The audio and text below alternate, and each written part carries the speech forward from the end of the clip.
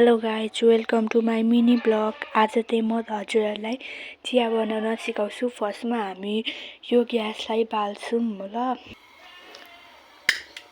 हामी बालिसकेपछि अब हामी यसमा यहाँ तावा राख्छौँ। अब यसमा हामी दुध राख्छौँ। अब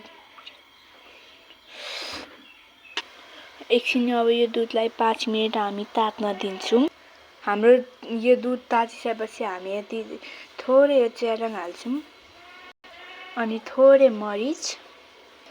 यो मरिच छैन भने हामीले के अरे दालचिनी पत्ता पनि हाल्दा हुन्छ हैन। अनि हामी यति थोरै चिनी पनि हाल्छौँ हैन। अब एकछिन यसलाई हामी उम्लिन दिन्छौँ 5 मिनटसम्म। यो उम्लिन थालेपछि अलिकति हामी सानो ग्यास पार्छौँ। हामी एकछिन सानो ग्यास पारेर यसलाई रङ आउनको लागि एकछिन छोडिदिन्छौँ 5 मिनटसम्म। अब हामी अलिक ठुलो ग्यास पारेर यसलाई अलिक भुल्छौँ हेरी।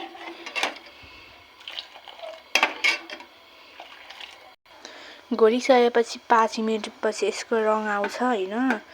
यो रङ आएपछि अब यसलाई हामी छान्छौँ ल। हामीले यो छानिसकेको छौँ। यहाँ हेर्नुहोस्, हाम्रो चिया रेडी पनि भइसक्यो। म मान्छेलाई दिन्छु ल।